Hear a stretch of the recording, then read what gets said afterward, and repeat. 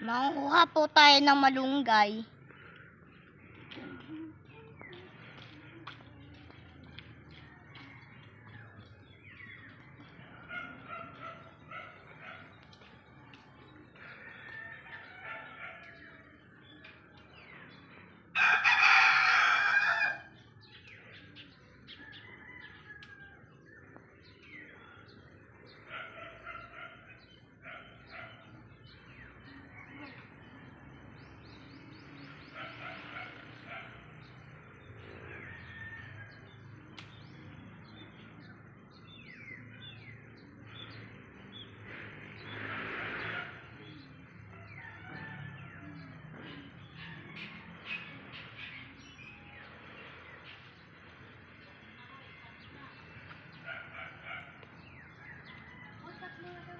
A few moments later.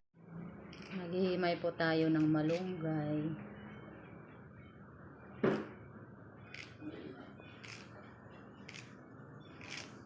Maganda po ang malunggay, maraming benepisyong makukuha. Pwede rin siya ipanggamot.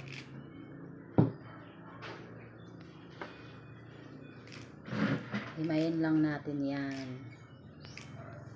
Yan, ganyan.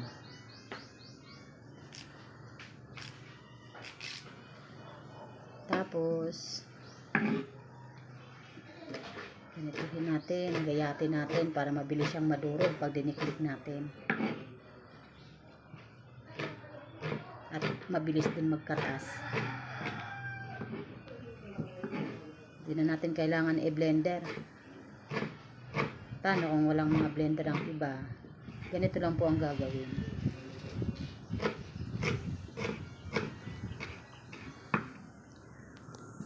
A few moments later. Talaga natin. Tapos niyan, lagyan na natin dito.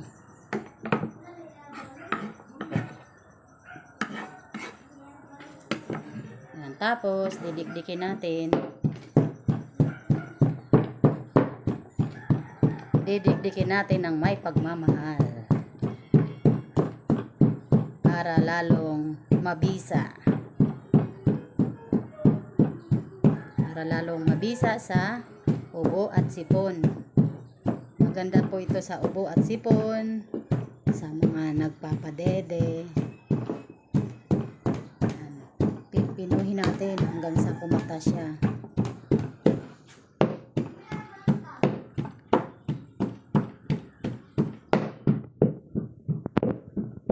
Malapit na.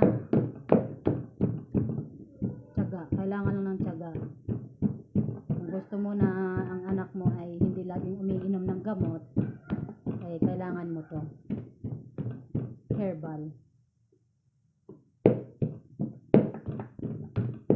Lalagyan natin ng konting tubig lang. Tansya na. 2 kutsara lang na tubig para lalo siyang kumatas.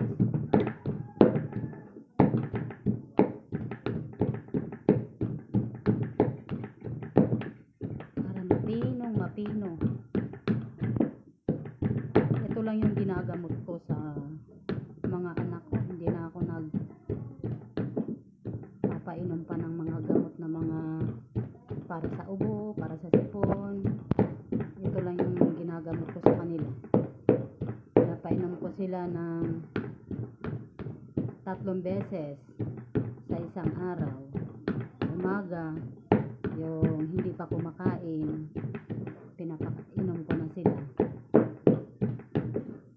Pati yung anak kong may hika, dito lang po siya gumaling. Ito lang po ang pinapainom ko sa kanya. Ganyan na po ang itsura, oh. Yan, durog na po siya, durog na. Pero konti pa, ilaanuhin pa natin ng konti. Pag alam mong ang anak mo ay magkakaroon na ng ubo, ito na ang ipapainom mo.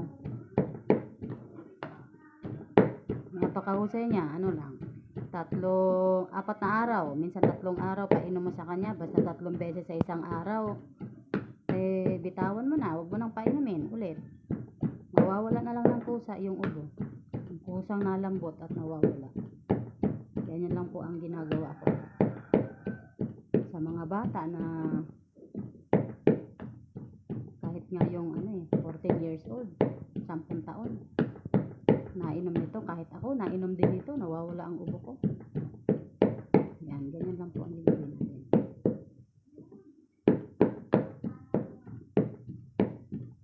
Napainom ko sila sa ito, tatakalan, ganito. Yan, dito sa takalan na to. Parang isang cup ng medicine cup.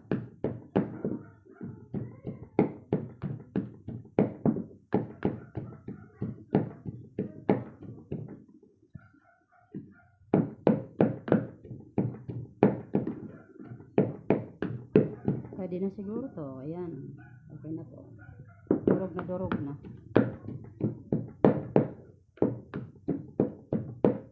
Yan. Pagkatapos, pipigain na natin to. Malinis naman yung kamay ko. Pipigain na natin siya. Lalagyan natin sa baso. A few moments later. Pipigain na po natin.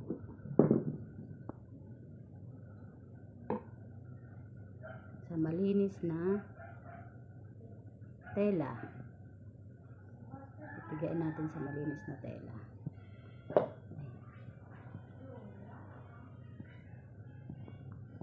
Yan. Ganyan siya katas. Mano-mano talaga. Kaya kailangan ng tiyaga. Tiyagain mo lang talaga para hindi ka lang makapagpainom ng mga gamot ngayon.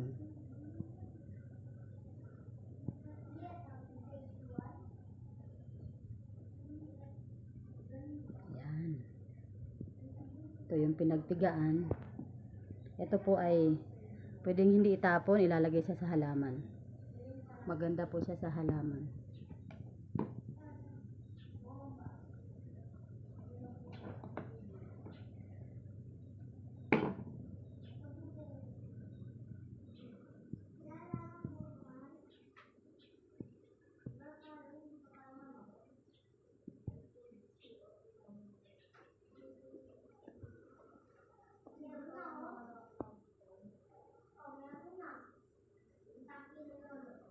Malapot.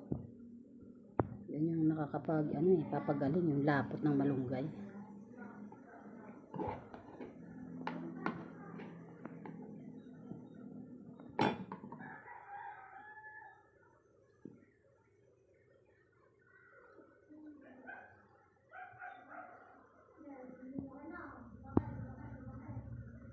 A little longer than a few minutes later. Ito na po yung nagawa. Ayan, malapot siya. Ito yung maganda. Yan. Ito po yung malunggay. Yan, pwedeng sa mga baby, mga 1 kutsara lang, mga ganito kadami. Pwede yun, pero 3 beses sa isang araw kasi baby pa naman sila. Ngayon, papainom na natin to sa may ubo kong anak. Ayan. Papainom natin sa kanya. Oh, ito, inom na be. Inom. Inom na, diretso. Mamaya na tubig. Oh, inom ng tubig.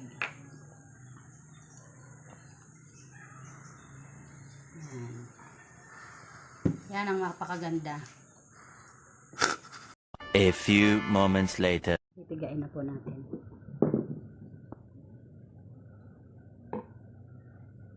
Sa malinis na tela. Pipigain natin sa malinis na tela.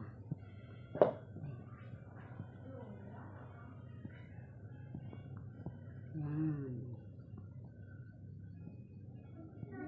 Ganyan siya katas. Mano-mano talaga. Kaya kailangan ng tiyaga. Tiyagain mo lang talaga para hindi ka lang makapagpainom ng mga gamot ngayon.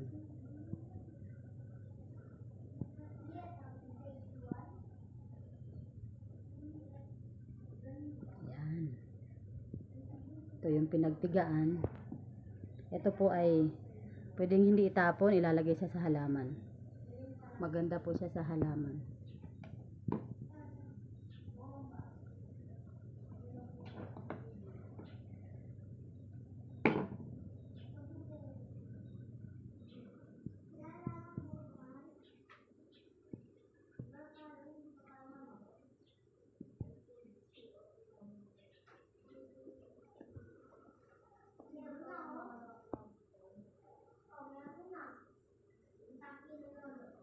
Malapot. Yan yung nakakapag, papagaling yung lapot ng malunggay.